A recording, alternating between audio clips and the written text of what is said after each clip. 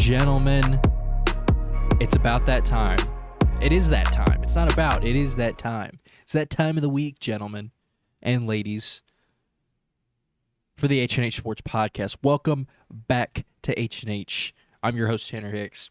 I took a week off last week. I know. If you guys know me, it was my birthday last week. And if you guys didn't know me, it was my birthday last week, and I decided to take a week off. It was week 0. I know the anticipation of the college football season coming back. I know. I was hyped too.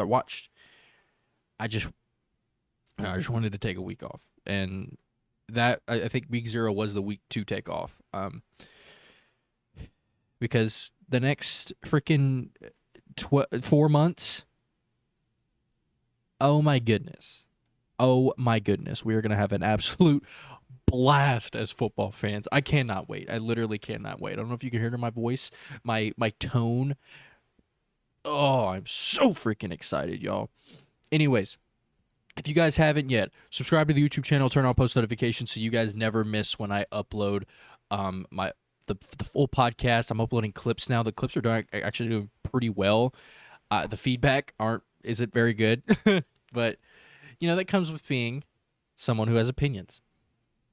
But yeah, subscribe to the YouTube channel and turn on post notifications so you guys never miss when I upload a podcast or I upload some clips. Follow us on Spotify. Follow us on Apple Podcasts. We're literally anywhere you guys get your podcast.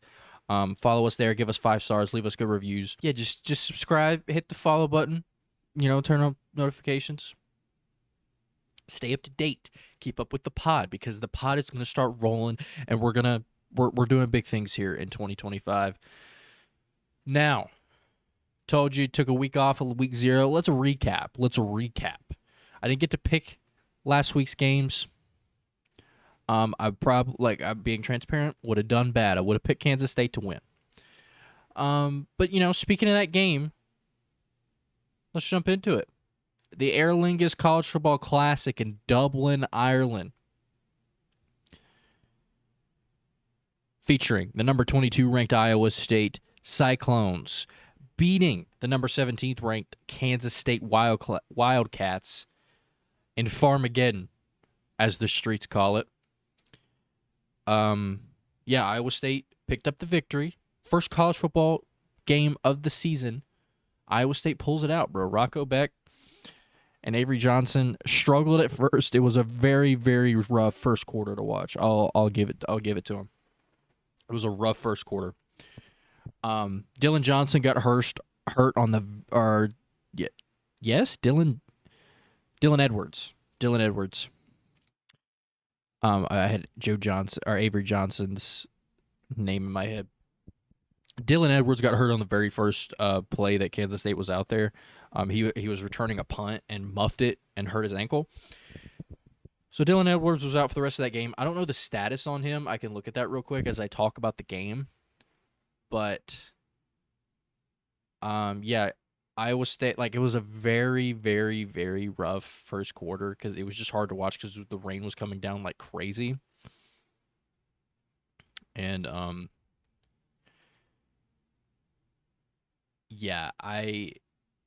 don't see anything on Dylan Edwards. It says he's active, so I'm assuming he's, cool. It was just a game thing. But back to the game. The first quarter, really the first half was very sloppy because the rain was coming down on and off, and the teams were just finding their footing. And rough game, but the game got good as the game progressed. Joe Jackson stepped in and started at running back, and in Dylan Edwards' place, he only had 4 yards to carry. It was a very sloppy offensive game. Not really much to cover, but it was the first game of the season. It was a ranked matchup, and Iowa State, the Big 12 runner-up last season, gets the win in Dublin. Look at that. The rest of the week 0 slate was not much to write home about. Really wasn't anything to write home about. Kansas handles Fresno State at home. Jalen Daniels had a pretty good game. He went for Why is it not showing up? He went 18 for 20, 176 yards and 3 touchdowns. E.J. Warner struggled, 179 yards, 2 interceptions and no touchdowns. Kansas handled business in Lawrence against the Fresno State Bulldogs. UNLV surprisingly struggled with Idaho State at home. Dan Mullen's first game as the UNLV head coach. And they struggled, man. They struggled. Idaho State just passed all over them. And Alex Orji, I don't know if he got hurt. I didn't watch the game. I'm going to keep it a buck. I don't know if he got hurt. He only had 3 pass attempts. It doesn't say anything. It says he's active. Did he not start? I don't think so. Anthony Calandria is looking like the UNLV starting quarterback. He came from Virginia last season. He threw 21 times, 15 completions. But Idaho State almost won. They only lost by 7, but they threw 50 times and threw her 380 yards. They threw her 3 interceptions. The backup quarterback, Jackson Sharman, threw an interception off 1 attempt, but they threw 52 times all over UNLV, and their running back on 132 yards on 18 carries.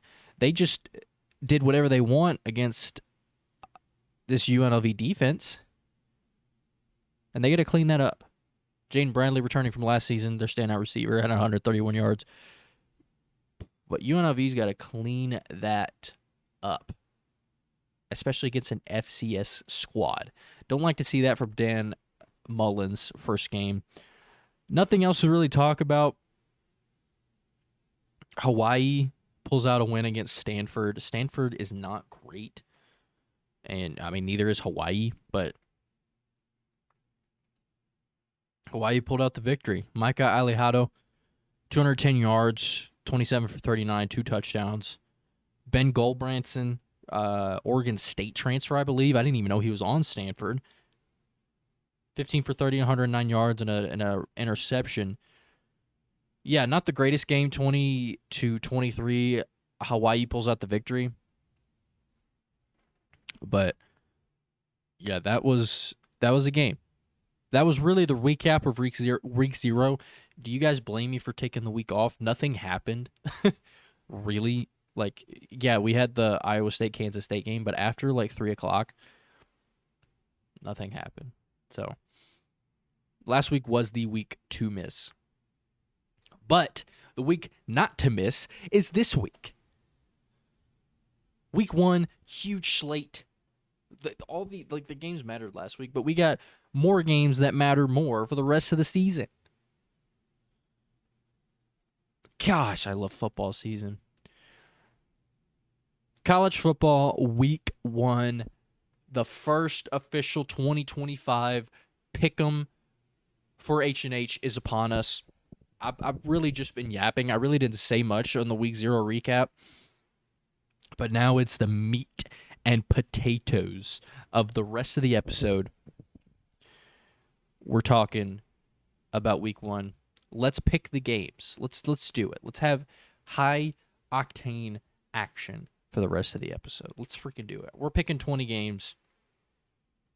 I'm doing only 20 because, I know there's some of you freaks who want to hear me pick every single game, but if you want to hear me pick Lafayette versus Bowling Green, I'm sorry, bro. You're going to have to go somewhere else. I don't offer that. I'm going to pick Bowling. I'll pick Bowling Green for you. See, that freak that wanted me to pick Lafayette versus Bowling Green, there's your thing. I picked Bowling Green, okay? But do you guys, if you're a Bowling Green fan, do you remember in 2016 when Memphis beat y'all 73-3? I do. All Bowling Green fans just left, all 2 of them. Anyway, let's move on to the week 1 pick'ems. We got 20 games. We're probably going to have 20 to 25 games every week, depending on the slate. If there's 25 games worth picking, we'll do 25 games. This week, there's not 25 games worth picking, so I'm only doing 20. All right. First game. Number 25, Boise State travels to Raymond James Stadium in Tampa, Florida to play the South Florida Bulls. Both of these teams are primed to do big things in the group of 5. If you guys watched my playoff predictions, I had Boise State coming out of the group of 5 to represent the group of 5 in the college football playoff. And I had 3 teams that I was like choosing from. I had James Madison, Navy, and Boise State. I ultimately ended up going with Boise State, but I said I kind of was considering South Florida because South Florida is not terrible. This could be a good game. Now Boise State's roster is deeper and way more experienced than South Florida just across the board. And they have a lot of continuity from their playoff team last season. They did lose their best player in Josh Genti, but they still have Maddox Madison and 4 of their 5 offensive linemen from last season. I just think Boise State's the better team. I do think South Florida is good, and they're at home. But I'm ultimately going to go with Boise State here to pick up the Week 1 victory. They are favored by 6.5. And, that much with Boise State being on the road, I'm gonna go with Boise State. I'll probably pick them to cover the spread, too, at 6.5. I just think Boise State has an overall, deeper and better roster here. East Carolina travels to Raleigh, North Carolina to play the NC State Wolfpack. Rematch of last year's Military Bowl, where East Carolina did come out on top. This season, though, NC State, I think, is simply just the better team. And they do have the advantage of playing at home rather than at the Military Bowl, which I think is in Fort Worth. I could be wrong about that. That might be the Armed Forces Bowl. Let's take live Google here. Let's look up where the Military Bowl takes place. It's in Annapolis, Maryland. It's at where Navy plays. So they played that game in Annapolis, Maryland. You learn something new every day. East Carolina did win that game last year, like I said, but this year I have NC State winning. They're at home. I just think they're the better team across the board. NC State's favored by 13.5. They're favored by 2 touchdowns at home. I'm just gonna ride with NC State here to pull out the victory. Moving on to Nebraska versus Cincinnati in Kansas City at Arrowhead Stadium on Thursday night, I believe. Yes, on Thursday. Tomorrow, as I'm uploading this, Nebraska does have the stronger roster, and I think Nebraska is poised to have a really, really, really good season under Matt Rule, year 3. Year 3 for Matt Rule. I think Nebraska, Dylan Raiola is a sophomore. I think Nebraska has a chance to be really, really good this season. I know Will Compton is obviously like a homer. Like he'll tell you too, he's a homer. But this year he's got Nebraska going 10-2. And his explanations, I don't necessarily disagree with it. Like, he made a lot of good points. I think Nebraska has a stronger roster. They could win. Watch out. Nebraska could win 10 games this year. It's not completely out of the realm of possibility. Nebraska does go through a cycle with this every year. Like, in Nebraska, they might do something. I genuinely do think Nebraska could actually be pretty good this year. I probably won't go as far as saying 10 games. I'll probably settle at like 8 because they do play in the Big Ten. This game will reveal a lot about Cincinnati too. What Cincinnati made of this year, a neutral site game against Nebraska. But ultimately, I'm going to go with Nebraska, which I think is the safer pick here. Nebraska's favored by 6.5 in this game. Yeah, I'm going to go with Nebraska here in Arrowhead to get the victory. Moving on to the Friday games, I think. Is that it for... Yeah, that's it for Thursday. We're moving on to the Friday games here. Appalachian State travels. They're playing in Bank of America. I think this is the Dukes Mayo Classic. Yes, it is. The Dukes Mayo Classic between App State and Charlotte. Now, App State historically has had Charlotte's number, and they match up well against Charlotte this season. I think App State has a pretty decent roster with A.J. Swan at starting quarterback. I think App State can do big things here in the Sun Belt this year. The Mountaineers' consistency should carry them to another win against Charlotte, in Bank of America Stadium, in the Dukes Mayo Classic. I have App State pulling out the win here. They are favored by 6.5. It seems to be the trend with a lot of teams here, favored by 6.5. But yeah, I'm going with App State. Just think they're the better team, and they historically have Charlotte's number. Next Friday game, I think there's only... No, we have a couple more.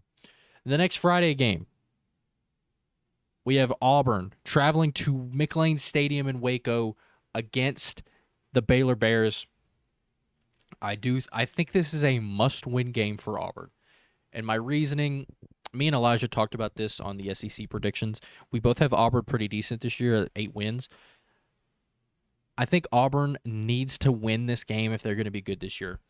Going to Waco and beating them week 1 is like the biggest confidence booster that you can have for your ball club, your ball team.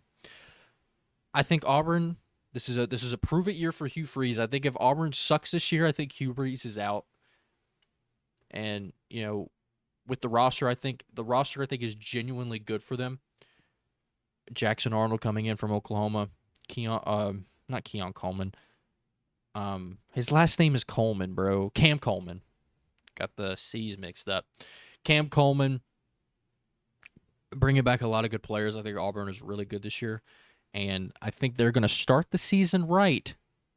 From what I've seen, this is an unpopular opinion. This is a hot take. I have Auburn winning week 1 in Waco. I think Auburn needs this. Baylor is a decent little team, but I think Auburn has the higher... Between the two teams, I think Auburn has the higher upside. I think that they just have potential to do more. And, Baylor's going to make this competitive. I don't think this is going to be like Auburn's going to kill them. Baylor's at home. Baylor's not terrible. I think Baylor will make this a competitive game, but I think ultimately Auburn's upside is higher and the team is better. So I'm going to go with Auburn. They're -2.5 on the road in Waco. I'm going to go with Auburn. Next game on Saturday, last Friday game, sorry. The last Friday game, I have Georgia Tech going to Boulder to play Colorado. Colorado just named Caden Salter their starting quarterback, which was not a surprise. I think Julian Lewis, he's 17? He's not even 18 years old. Yeah, definitely needs to sit a year or two. But I'm going to go with Colorado's going to go with Caden Salter as their starting quarterback. And I'm going to go with Georgia Tech on the road in Boulder. Georgia Tech had a great year last year. Not really, I don't think. They won 6 games, I believe, from what I remember. 7 games. They won 7 games. And they lost to Vanderbilt in the Birmingham Bowl. But I do think Georgia Tech is going to be a sleeping giant in the ACC this season. I think Georgia Tech, they brought a lot of guys back. And they brought their quarterback back. Dude, I'm forgetting a lot of things this episode, but it's okay. What is it? Haynes King. Haynes King coming back for his senior season. Haynes King was good last year, and I think, the continuity from the Georgia Tech Yellow Jackets, they're loaded with potential, and they have balance on both sides. And I think Colorado's got a lot of turnover going on. They've had a lot of turnover since Deion's got there, so they may be used to it. But new quarterback, No Shadur, no Travis Hunter. Not a lot of guys coming back from that team that won 10 games last year. Yeah, Colorado is a good team, no doubt. But they did lose a lot of their top production from last season. And I think Georgia Tech kept a lot of their good production. They did lose Eric Singleton to Auburn, but I think Georgia Tech has what it takes to go out to Boulder, and get the win in week 1. Colorado had a good little game against North Dakota State last year in week 1. I think it'll be a good game against Georgia Tech this season. Moving on to the Saturday games, the dessert, the bulk, the goodness of what we're talking about. All the good games are on Saturday. Saturday in the fall, good things will happen. Syracuse versus Tennessee. I'm iffy about this game. Tennessee's favored by 13.5. I don't know. Syracuse has the least amount of returning production in the ACC, but I still think Syracuse is good. They didn't bring back a lot, but they're still a good football team. They're starting Steve Angeli, just announced a couple of days ago. They're starting Steve Angeli, the North Dakota transfer at quarterback. But I think Tennessee has their questions at quarterback. I explained this in my SEC standings predictions. Joey Aguilar is not necessarily great at the quarterback position. He's not horrible. He's also not as good as Nico Iamaleava. I necessarily don't think either of them are great quarterbacks, but Nico was better and less of a turnover machine than Joey Aguilar is. But in this Tennessee offense, maybe Joey Aguilar, does well. But I think overall, as a squad, I think Tennessee kills Syracuse. The talent gap is just too much, and Syracuse is just really just inexperienced together. And I think Tennessee handles business, but I think it could be close. I don't know. Most of me thinks that Tennessee is going to kill Syracuse, but part of me thinks that Syracuse can make this a game. I don't think any of me thinks Syracuse is going to win, but part of me thinks they could keep it close. I don't know. I'm iffy about this game. I wouldn't be surprised if Tennessee kills them, but I wouldn't be surprised if Syracuse kept it as a close game, but I would be surprised if Syracuse won. I hope that makes sense. But I am going to pick Tennessee here. I don't want to take the spread. I know I'm 50-50 on how this could go, but I do think I'm going to take money line. I'm going to take Tennessee. Northwestern, Tulane. Tulane's a good football team, man. They're only favored by 4.5. I think Tulane is just the better squad, and they are one of the best teams in the American. They're not the American Athletic Conference anymore. They've changed their name to just the American Conference, which is who cares, Tulane has the experience. They've brought in Jake Ratzliff from BYU, which is a huge pickup. He was real good last year. Now I'm not seeing him on the roster. I don't know if he's the thing is, I don't know if he'll play this year. I just don't know. I have to check that, but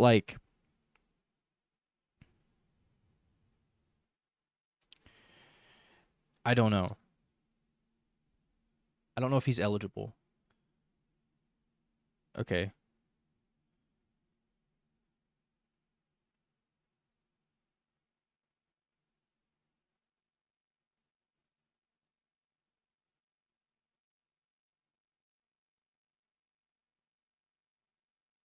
Okay, it says the case was settled. Civil lawsuit was settled with BYU.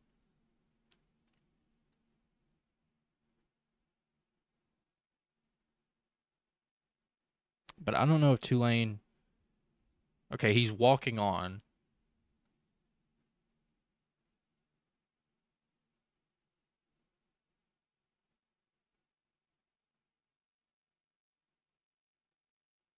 Okay. There is no real, like, yeah, this person is starting for Tulane, but I would assume it's Ratzliff. It says he was fighting for the starting job, but he's, like, clearly the best player on that depth chart at the quarterback position. So I'm going to assume Ratzliff is starting for Tulane this season. Even if they weren't, I would still take Tulane. But now that, like, if Ratzliff is starting for Tulane, I think Tulane is up there with one of the best teams in the American, along with Memphis and Navy. So I'm going to take Tulane against Northwestern. I just think they're the better football team. Moving on to the Alabama Florida State game in Doak Campbell on Saturday. Now, obviously, Florida State, the last 2 seasons has been a roller coaster for the Seminoles. In 2023, they were the first undefeated Power 4 champion to be left out of the college football playoff, only simply because Jordan Travis got hurt. Literally the only reason they got left out was because Jordan Travis was hurt. Raised a lot of concern, raised a lot of dispute on if Florida State should be left out. Personally, I don't know. I'm indifferent. Like, the rule about, like, the team, like, Florida State got left out, there was, like, rules that the committee considered, like bullet points that the committee considers every time they, like they consider where teams are ranked. And one of the bullet points was, like, if, one of the team's impact important players is going to be available to play. That's what they considered. But, like, before that, nobody had ever even known that was a thing. I think because, like, the reason for that is because no other team has had to deal with that. Like, no one that was ever in Florida State's position before Florida State was in that position, if that makes sense. And nobody knew about it until it was brought up. So, I don't know. We're talking about 2025, not 2023. Last year, they went 2-10. 2-10. And, like, Norvell just got that extension, and he goes 2-10 with DJ Uiagalelei at quarterback. Disaster 2024 for the Florida State Seminoles. The team is better. They did bring in Thomas Castellanos from Boston College and a new-look offense. And their first opponent is the Alabama Crimson Tide. I did have Alabama winning 10 games this season. And I did certainly have them beating Florida State. The pick is Alabama. The quarterback position is a question with Ty Simpson. I don't think Ty Simpson is a bad player. He just has questions. The snaps he has gotten in his time in Alabama have not been great. And Alabama, again, this is with Nick Saban at head coach, has shown that they can produce with questionable quarterback play. Can Alabama produce with Ty Simpson? Can Ty Simpson produce in this offense? Overall, this Alabama team clears Florida State. Alabama has one of the best rosters in the country. It's just that quarterback position that I'm really, questioning. I'm going to take Alabama comfortably. I'm probably going to take the spread here at 13.5. I think Alabama wins. This is a big, like, show it game. I think this is a big prove it game for both teams. Mainly Florida State, just because of they won 2 games last year. The bar is not as low as the bar is as low as it's ever been. For Mike Norvell. So I'm gonna go with Alabama. I do think Florida State needs to show a little bit of something.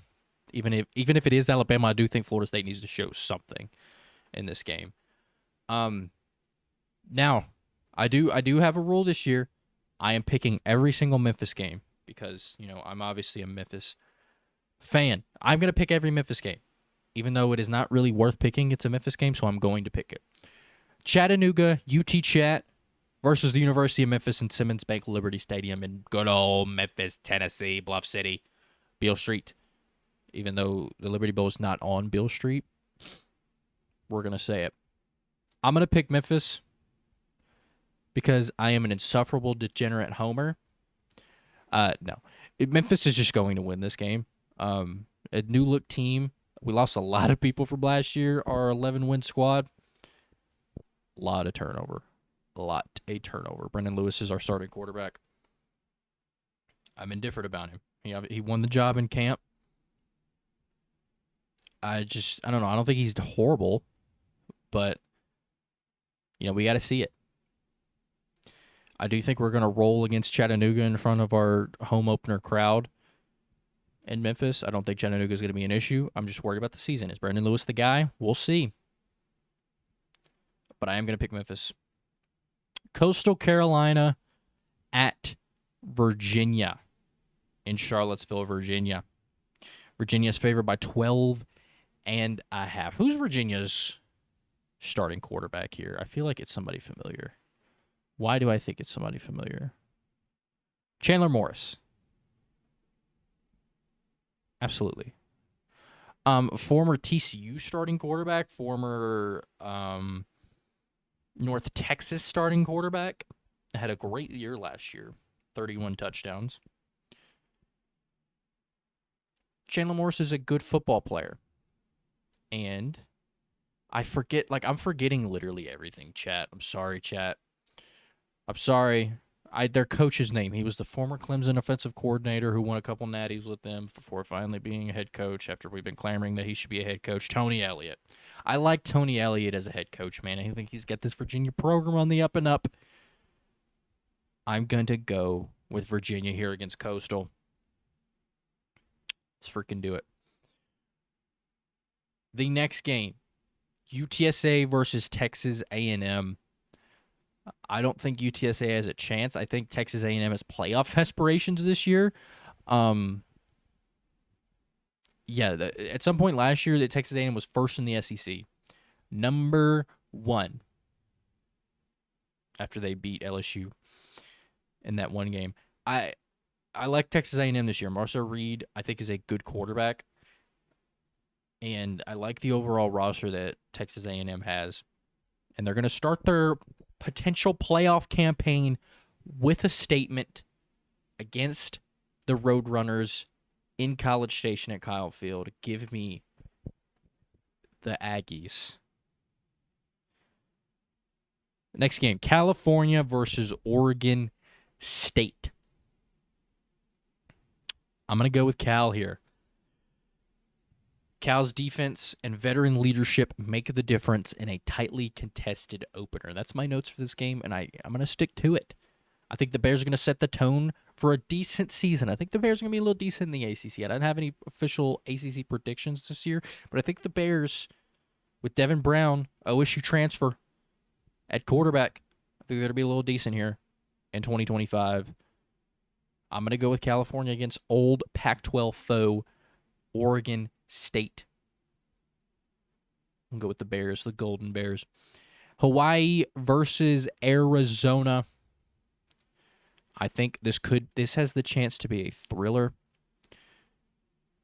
Hawaii won their opener against Stanford last week. Arizona's offense, led by Noah Fifita, had a down year last year in their first season in the Big 12. I think the Wildcats, they get back on the right track this season. Fifita should put up big numbers against Hawaii's defense. They open the season with a critical confidence-building win against Hawaii to start the season. Speaking of former Pac-12 foes, Utah versus UCLA. I think the popular pick here is to pick UCLA simply because of the Nico transfer. Everybody think that UCLA is just going to be good because Nico's there. Personally, I don't think UCLA is a necessarily great team. I don't think UCLA is that good. I think people are overrating them just because Nico was there, just because they got Nico. I don't think UCLA is that good. They're not terrible, but I don't think they're amazing. And they're playing Utah. Utah won the last matchup between these two teams in just a very low-scoring game, 14-7. I think the Utes' physicality should wear down UCLA, and I have Utah. I have Utah winning this game. I'm going to go with Utah. Give me the Utes to beat the Bruins. I'm not saying UCLA is going to be terrible. I just don't think they're going to be as good as the national media is saying they're going to be, just because I think the literally only reason that people have them as decent is because they have Nico. We'll see, but right now, I don't have UCLA as that good. I have them losing to Utah. Moving on to the best games of the weekend. Let's move on to the Sunday games, then we'll come back to the good games on Saturday. Let's move on to Sunday real quick, talking about Virginia Tech versus number 13 South Carolina in my backyard at Mercedes-Benz Stadium. Not literally, but, it's around the corner. In Mercedes-Benz Stadium, South Carolina this close to making the college football playoffs last year. This close. Started off slow. Eventually, they picked it back up, and they almost made the playoff. They did lose their bowl game, but they almost made the playoffs last season. Shane Beamer, really good bounce-back season for them, and I think they're going to do big things this coming year. I had them winning 8 games this year, loaded SEC, but I think the Gamecocks bringing back a lot of people. Lenore Sellers coming back. I think this first game, Virginia Tech is going to be competitive early, but I think South Carolina's defensive front, one of the best defensive fronts in the SEC, is going to make the difference in this game. The Gamecocks have depth, and I think that should allow them to pull away late in a tight contested game. I'm going to go with South Carolina here in Atlanta to beat Virginia Tech. The next Sunday game I have, the game, Notre Dame versus Miami on Sunday night in Hard Rock Stadium. Notre Dame lost a lot of contributors from their title game run last season, but they did bring back plenty of returning talent for C.J. Carr, freshman quarterback C.J. Carr, going on the road to play Miami in Week 1. They brought back Jeremiah Love, Jordan Fairson, and Jaden Greathouse. They all brought them all back from their title game runner-up season last year. They did bring in Malachi Fields from Virginia, who's coming off 2 straight 800-yard seasons in the ACC. I think C.J. Carr has enough talent to, keep up this coming season. He is a freshman, first season starting. I do think he has enough talent around him to do big things this year. I did have Notre Dame making the playoffs, but he is going against Miami and Carson Beck. Now, Carson Beck's season last year, not great. Not great at all. He had 12 interceptions. 11 came in a month-long span in SEC play, and he only completed 65% of his passes last year. It's hard to trust Carson Beck right now. Different situation. I understand that Miami's offense was stellar last season with Cam Ward, but it's hard to trust Carson Beck right now. It's really hard to trust him. And they're playing Notre Dame Week 1. I know it's a home game. I don't think anybody really cares about Miami playing at home. I don't really think they have a real home field advantage, personally. Against Notre Dame, I'm going to go with Notre Dame to pull out the road victory here in Week 1 against Miami on the 31st. I just like Notre Dame. They have a more complete roster. I don't think it's as big of a gap at quarterback as people are making. It's Carson Beck, who's going into his 3rd year starting, versus C.J. Carr, who's this is his 1st year starting. But he's starting as a freshman at quarterback at Notre Dame. He's got to have some talent, right? And Carson Beck doesn't have he's not coming off a great season. So, I don't know. I don't think the gap is that huge. So I'm going to go with Notre Dame. I like Notre Dame in this game. Give me the Irish. They're only favored by 2.5. Give me the Irish. You know what I mean? TCU, North Carolina. Bill Belichick's debut at the University of North Carolina. His debut as a college football coach. And I think TCU is going to spoil it. I'm going to go with the Horned Frogs. We forget a couple years ago, they were in the darn national championship with Max Duggan, Kendry Miller, Quentin Johnston. That TCU team was lit. I'm going to go with TCU here. Josh Hoover is a baller, bro. But don't be surprised if Josh Hoover is in the Heisman conversation this year. I think he's that good. Josh Hoover had a great year last season. And I think TCU could have a good year this year, too. TCU's favored by 3 in Chapel Hill on Monday night, Labor Day. We are going to go with the TCU Horned Frogs. They're just good on the road. They were 4-2 on the road last season, and they're going to spoil Bill Belichick's Tar Heel debut on Labor Day. Give me the TCU Horned Frogs. The two best games of the weekend, the most anticipated games of the weekend. We're going to start with number 9 LSU versus number 4 Clemson.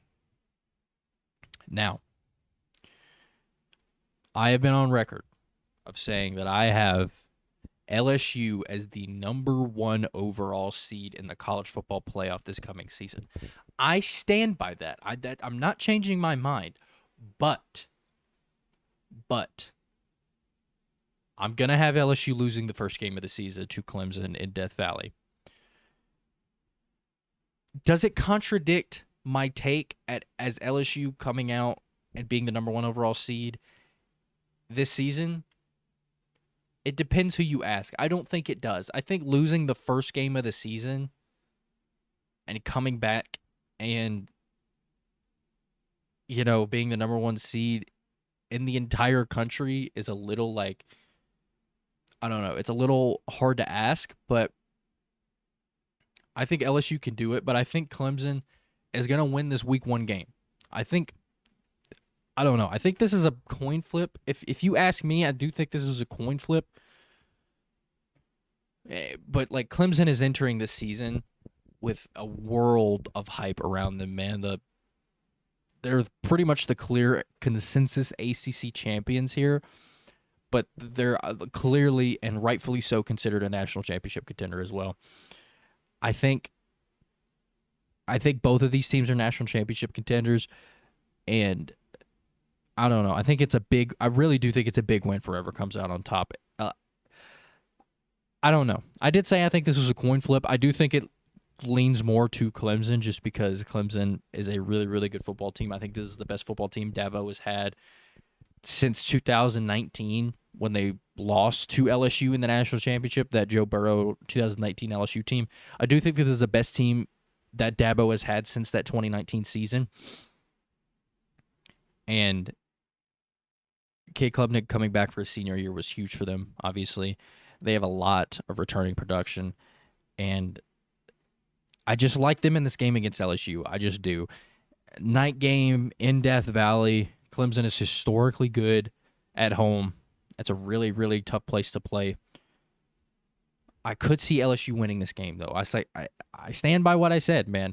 I think LSU is going to be the number 1 overall seed in the playoff this season. I think they have the talent to do so. But Clemson is coming in with, they're top 5 in returning production from the season prior. And also, fun fact, LSU has not won a week 1 game since Brian Kelly has been hired as the head coach. It could be something to consider. It's also, that fact is true, and also, it's on the road in Clemson. I like LSU overall for the season, but right now in this game, I like Clemson this week. I think Clemson's going to be really good, but I also think LSU is going to be really good. I'm going to go with Clemson here. Give me Clemson in Death Valley, week 1, Saturday night. Now, this game being at 12 and on Big Dune has people upset. It has me upset as well. But the best game of the weekend, possibly it could be the best game of the year. Number 1 Texas going to Columbus, the Horseshoe, to play the Ohio State Buckeyes, the reigning, defending college football playoff national champions from a year ago. But they are starting as the number 3 team in the polls. I think on paper, Texas has the better quarterback in Arch Manning, but Ohio State has arguably the 2 best individual players in the entire nation with Jeremiah Smith and Caleb Downs. There's an argument to be made with that. But the Buckeyes do have a quarterback in Julian Sayin, who I think he's a freshman. I know this is his first year starting. I'm not entirely sure that he is a freshman. He could be a sophomore. He is a sophomore. First year starting, though. Might as well be a freshman. He's his first year starting. He does have a lot to work with. Jeremiah Smith, veteran wideout, Carnell Tate, and Purdue transfer tight end Max Clare. It's plenty to work with. Texas's offense is also like no slouch either. I think Texas's offense has the chops to keep up with, like I said, the stellar Ohio State offense. The only real question is Julian Sand. Can he, deliver? Again, like I said, Texas offense, no slouch either. But can they keep up? Can Arch Manning, Quintravian Wisner in the backfield, Ryan Wingo at wideout, can they keep up with this so prolific Ohio State offense? I think both offense will likely have their moments, but Ohio State does have the best playmaker in this matchup of Jeremiah Smith, and he could be the difference in a game. Expected to come down to the wire. I'm going to go with Ohio State at home to pull out the victory. I think Ohio State is still really, really good. Still really, really good. Has an argument to have the best overall roster in the entire country. Up there with Clemson, up there with Texas. But I'm going to go with Ohio State at home.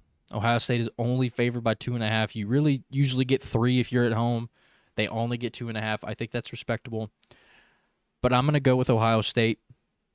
I think this is going to be a classic in the horseshoe. I think both teams are too good for this to be a blowout.